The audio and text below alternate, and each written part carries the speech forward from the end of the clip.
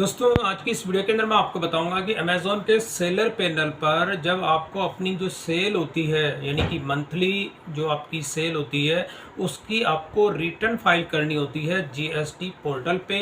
और उसी की जो रिपोर्ट होती है जीएसटी पोर्टल से आप कैसे डाउनलोड करेंगे और इसके साथ ही GSTR1 के अंदर जो अलग अलग टेबल्स होती हैं उन टेबल्स के लिए डाटा आप किस तरह से प्रिपेयर करेंगे और वो जो अमेज़ॉन की जीएसटी रिपोर्ट होती है उसमें से कौन कौन से ऐसे हेड होते हैं जिसके अंदर आप अपना डाटा जो होता है उसमें से आप लेंगे और लेने के साथ ही जीएसटी पोर्टल पे उसको एंट्री करने का क्या प्रोसेस है वो सारी की सारी कंप्लीट इन्फॉर्मेशन मैं आपको इस वीडियो के अंदर दूंगा।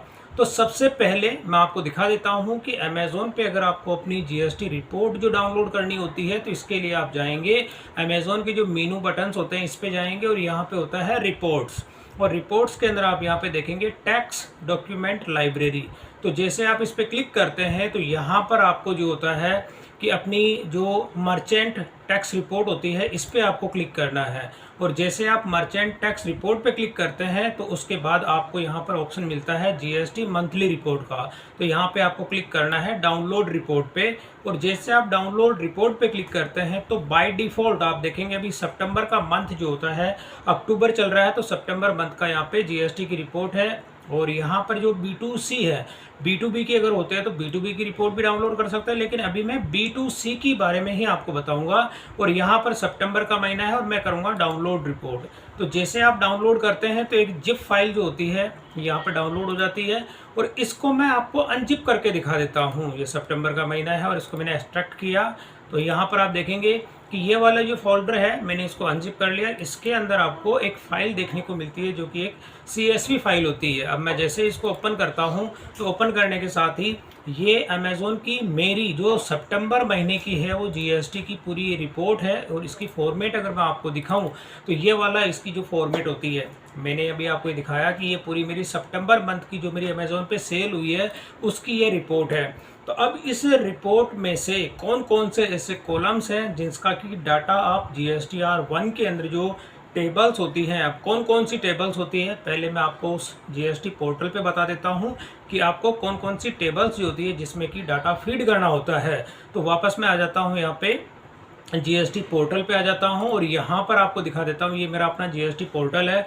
और इसमें मैं सितंबर मंथ का जो है GSTR1 जो होता है कि आपको मैं मंथली मेरा इसमें होता है मैं मंथली अपनी GSTR1 और 3B फाइल करता हूं। तो यहाँ पर अभी देखेंगे जैसे मैं रिटर्न डैशबोर्ड पे जाता हूं और सितंबर मंथ की जो मेरी है मुझे GSTR1 फाइल करनी है। तो यहाँ पर अभी मैं क्या करूँगा, अक्टूबर जो होता है इसे सेकेंड क्वार्टर में सेलेक्ट करूँगा और सितंबर का मैंने किया सर्च। तो अब यहाँ पर आप देखेंगे कि GSTR1 जो होती है इसकी लास्ट डेट है 11/10। तो यहाँ पे जैसे मैं करता हूँ प्रिपेयर ऑनलाइन तो अब यहाँ पर आप देखेंगे कि GSTR1 के अंदर जो मल्टीपल टेबल्स होती हैं, क्योंकि मैंने अभी आपको दिखाया कि मेरे सारे के सारे B2C हैं तो B2C के केस में सबसे पहले ये जो GSTR1 की टेबल होती है मतलब GSTR1 के अंदर अगर आप अमेज़ॉन पे अपने प्रोडक्ट सेल करते हैं तो कौन कौन सी टेबल के अंदर आपको डाटा फीड करना है तो वो चीज़ मैं आपको सबसे पहले बता देता हूँ कि टेबल होती है 7 नंबर की B2C। यानी B2C जो होती है जो बिजनेस टू कस्टमर जो होता है यहाँ पे B2C अदर्स के अंदर आपकी जाएगी। जितने भी सारे अनरजिस्टर्ड जो कस्टमर होते हैं उन सब की एंट्री आपको B2C के अंदर एंट्री करनी होती है। तो B2C की एंट्री के लिए टेबल नंबर जैसे 7 है इसका डाटा आप कहाँ से लेंगे वो चीज़ मैं आपको इसमें दिखा देता हूँ। तो यहाँ पर क्योंकि मेरा यहाँ पे क्या मल्टीपल मार्केट प्लेस होते हैं, अब मल्टीपल मार्केट प्लेस है क्योंकि मैं अमेज़ॉन के अलावा दूसरे भी मेरे मार्केट प्लेस हैं।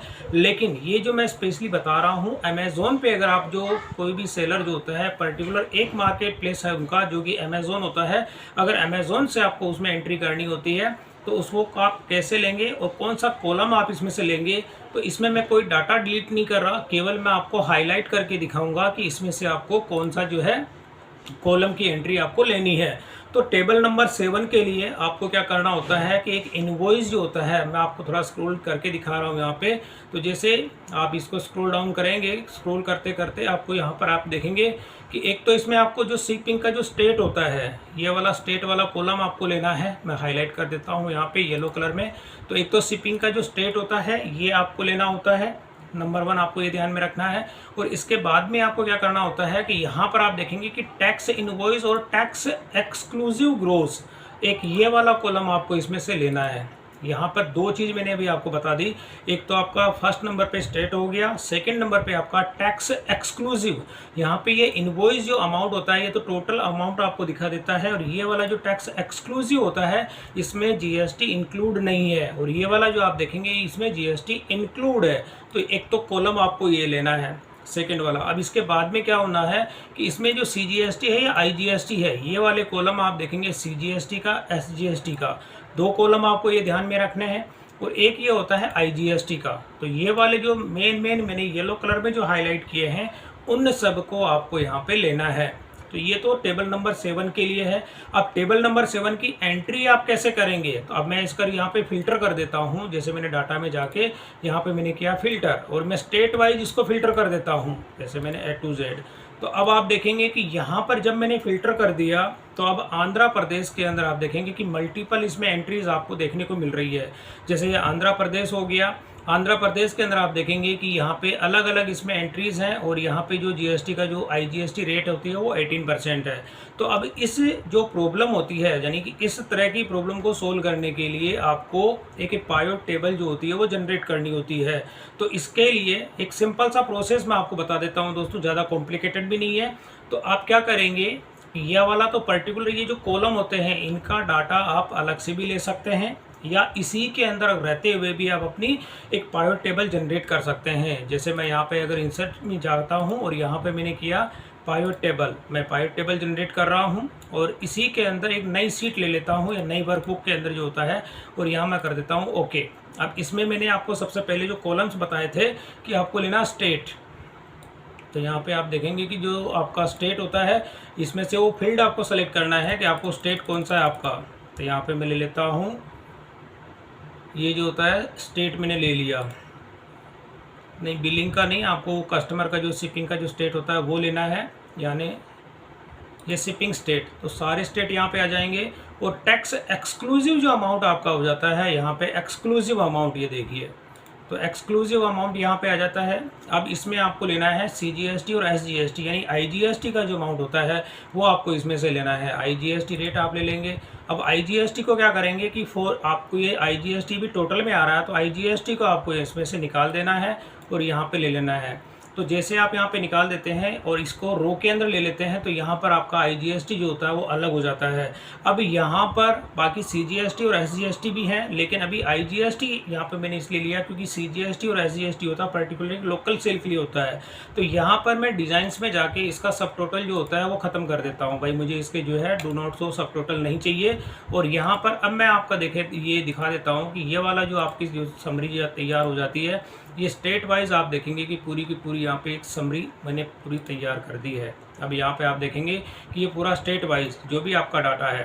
अब दिल्ली के अंदर जो होता है, अब दिल्ली में मैंने जैसे 0% है, क्योंकि यहाँ पे मैंने दिल्ली, अगर मैं सीजीएसटी और एसजीएसटी का भी ले लेता हूँ, यहाँ पे जैसे सीजीएसटी और एसजीएसटी मैंने ले लिया, और इसको भी मैं अगर यहाँ पे लेके आता हूँ अलग के अंदर, इस कॉलम के अंदर, तो यहाँ पे आप देखेंगे कि थोड़ा सा कॉलम वैल्यू ज़्यादा हो जाती है।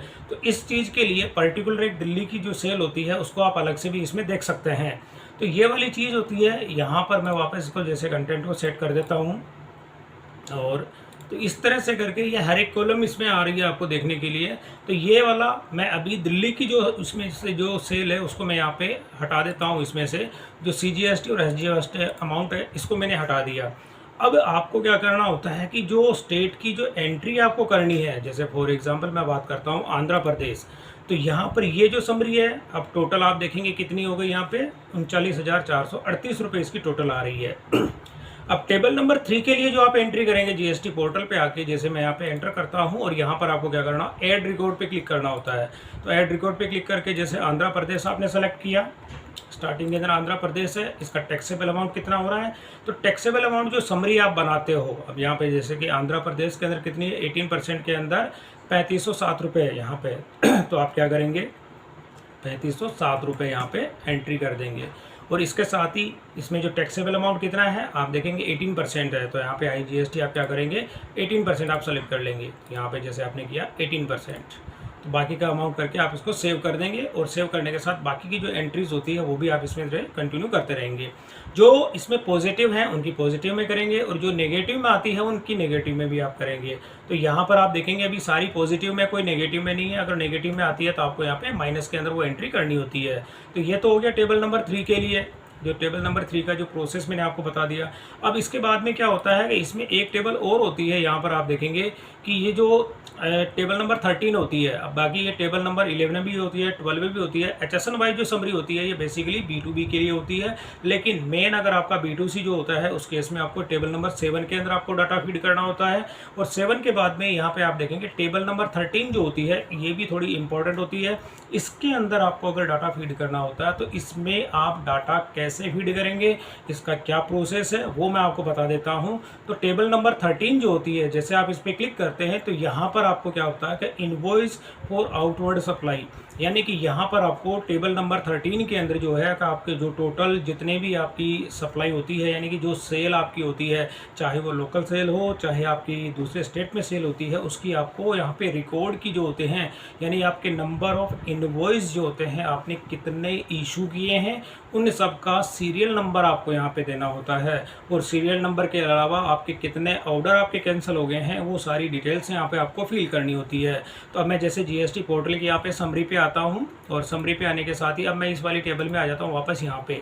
तो ये वाली जो GST की जो समरी है, इस समरी के अंदर टेबल नंबर 13 के अंदर कौन सी आप एंट्री इसमें से लेंगे, तो इसके लिए मैं आपको जो पहले मैंने हाईलाइट किए थे येलो कलर में, ये तो टेबल नंबर जो उसके अंदर 7 थी P2C उसके लिए था। लेकिन अब आपको टेबल नंबर 13, तो 13 के लिए आपको क्या करना होता है, यहाँ पर आपको इनवॉइस नंबर ये आपको इसमें देखना है। इसको मैं अलग से ग्रीन कलर में हाईलाइट कर देता हूँ। आप देखेंगे ये वाला जो इनवॉइस जो नंबर होता है, इसको आपको GSTR1 के अंदर टेबल नंबर 13 होती है उसके अंदर आपको इसको फीड करना है। अब कैसे इसको फीड करेंगे वो चीज़ मैं आपको बता देता हूँ। तो इसके लिए जो इनवॉइस की जो ये डेट है इसके हिसाब से आप इसको सॉर्ट करेंगे। तो अभी सॉर्ट करने का मतलब क्या होता है, सॉर्टिंग अगर आप करते हैं तो यहाँ पर जैसे डेट के हिसाब से सॉर्टिंग करेंगे, तो मैं यहाँ पर इसको भी थोड़ा अलग से हाईलाइट कर देता हूँ जैसे मैंने ऑरेंज कलर में किया, क्योंकि ये एंट्री आपको नहीं करनी पोर्टल पे केवल आपको इनवॉइस जो नंबर होते हैं केवल उन्हीं को लेना है। अब यहाँ पर मैं क्या करता हूँ, डेट वाइज मैं इसकी सॉर्टिंग कर रहा हूँ और मैंने इसको कर दिया A to Z। तो जैसे मैं इसको डेट के अकॉर्डिंग यहाँ पे सॉर्टिंग कर देता हूँ तो दोस्तों आप देखेंगे कि यहाँ पर सितंबर के अंदर जो सारी सितंबर की एंट्री आपको देखने को मिल रही है टोटल सितंबर के। और सीरियल नंबर की अगर मैं बात करूं तो यहाँ पर आप देखेंगे कि सीरियल नंबर जो होती है कि 57 के बाद सीधा यहाँ पे 62 यानी 257 जो सीरीज चलती है उसके बाद सीधा 262 आ गया है। तो अब ये जो सीरीज़ होती है, अब ये सीरीज़ आप देखेंगे कि यहाँ पे 1 अगस्त का भी बिल है, यहाँ पे आप देखेंगे 8-8। तो ये जो कितने 1 2 3 मतलब ये वाली जो एंट्रीज़ अगर आप देखें, मैं इनको अलग से यहाँ पे हाईलाइट कर देता हूँ। तो यहाँ पे सितंबर के अंदर आपको जो यहाँ पे आप अगस्त की जो एंट्री आप देख रहे हैं, तो इन एंट्रीज़ को आपको नहीं लेना है। उसमें जो सीरियल नंबर आपका होता है टेबल नंबर 13 के अंदर, अब क्यों नहीं लेना है इसको भी मैं आपको थोड़ा एक्सप्लेन कर देता हूँ। तो यहाँ पर मैं पहले इसको अलग से हाईलाइट कर रहा हूँ। तो यहाँ पर मैं ये दिखा देता हूँ कि ये वाली जो एंट्री आप देख रहे हैं इसके अंदर जैसे ये एंट्रीज़ है, अब ये क्या होता है कि अगस्त मंथ की है, तो अगस्त मंथ के अंदर जो सीरियल जो नंबर होता है, अभी यहाँ पर क्या होता है कि ये एंट्री सितंबर में क्यों दिख रही है उसको अगर मैं एक्सप्लेनेशन आपको दूं तो क्या होता है कि अगस्त के अंदर जो ऑर्डर कस्टमर को रिसीव हुए, तो अगस्त में आपने GSTR1 जब फाइल की थी तो यहाँ पर आप देखेंगे कि वो डिलीवर्ड था, लेकिन कस्टमर ने क्या किया, अगस्त के महीने में उसको डिलीवर्ड हुआ, लेकिन 7 दिन की जो रिटर्न पॉलिसी होती है उसके तहत अगस्त में उसको ऑर्डर डिलीवर्ड हो गया, तो आपने अपने GST पोर्टल पे उसकी एंट्री पॉजिटिव के अंदर डाल दी।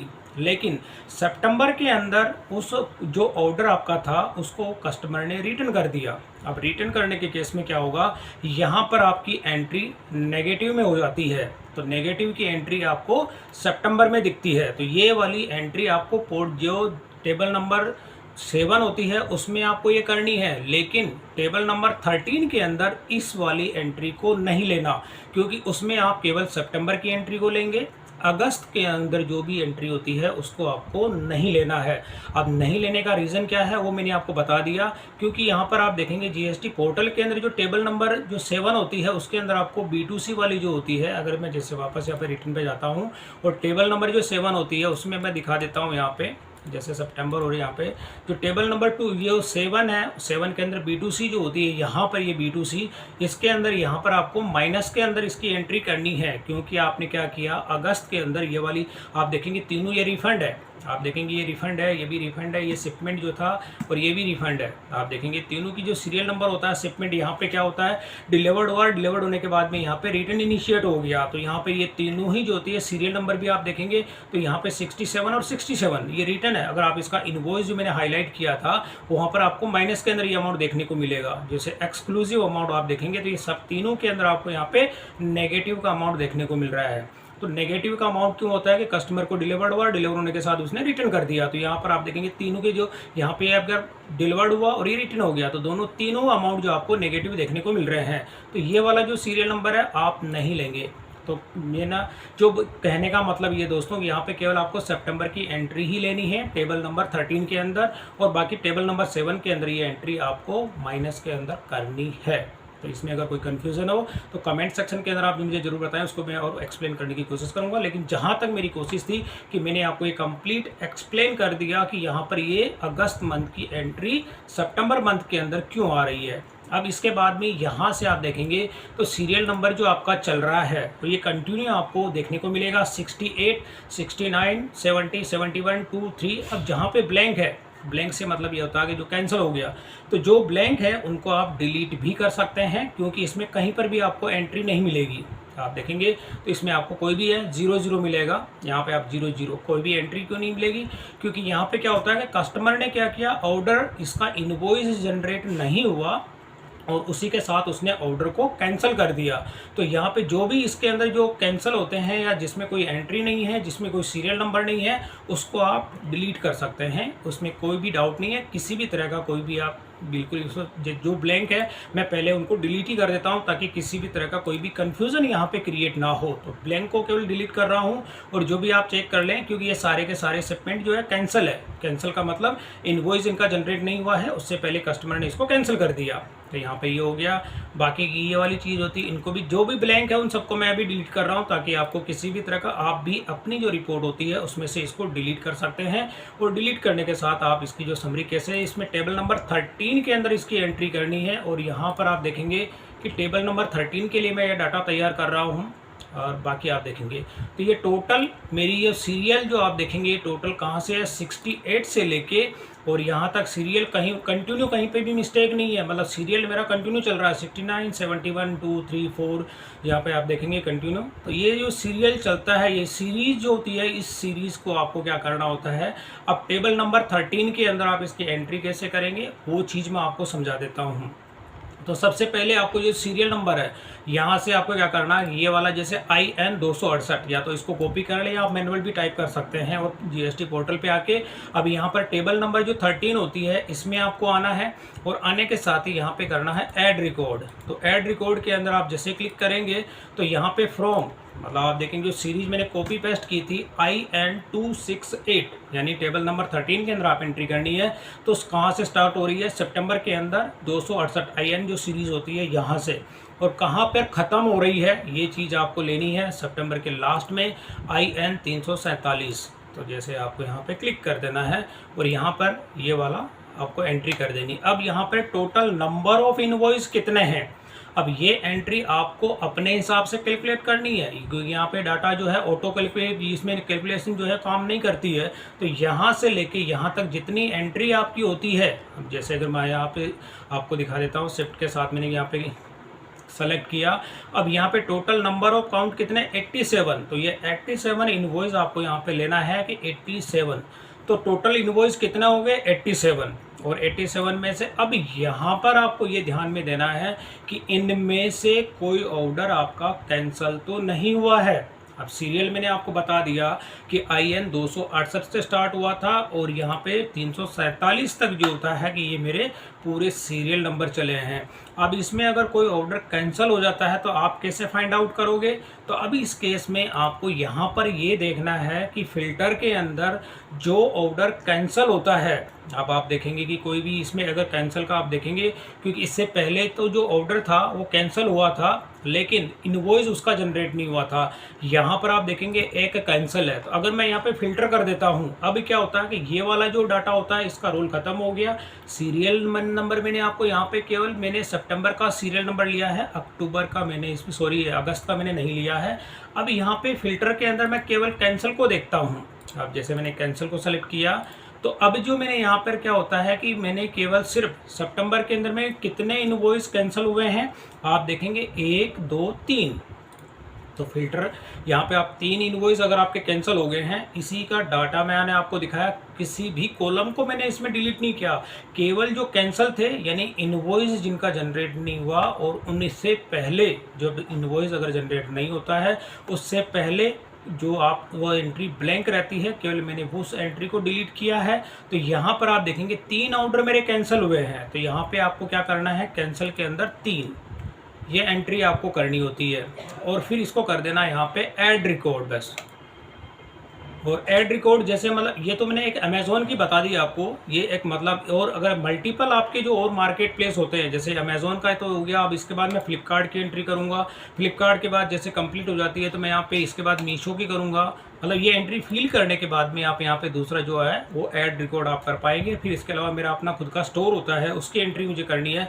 तो इस तरह से करके यहाँ पे टेबल नंबर 13 जो होती है इसमें भी आपको अपना डाटा दोस्तों इस तरह से फीड आप करेंगे। तो अभी मैंने पर्टिकुलर एक मार्केट प्लेस, यहाँ पे मैं फिल्टर को अगर हटा देता हूँ और यहाँ पे मैंने किया कर ले सेलेक्ट ऑल, तो ये वाला जो प्रोसेस होता है मतलब इस प्रोसेस को फॉलो करके आप अपने जीएसटी पोर्टल पे, अब बाकी आगे एक टेबल और होती है इसमें, टेबल नंबर 14 जो होती है।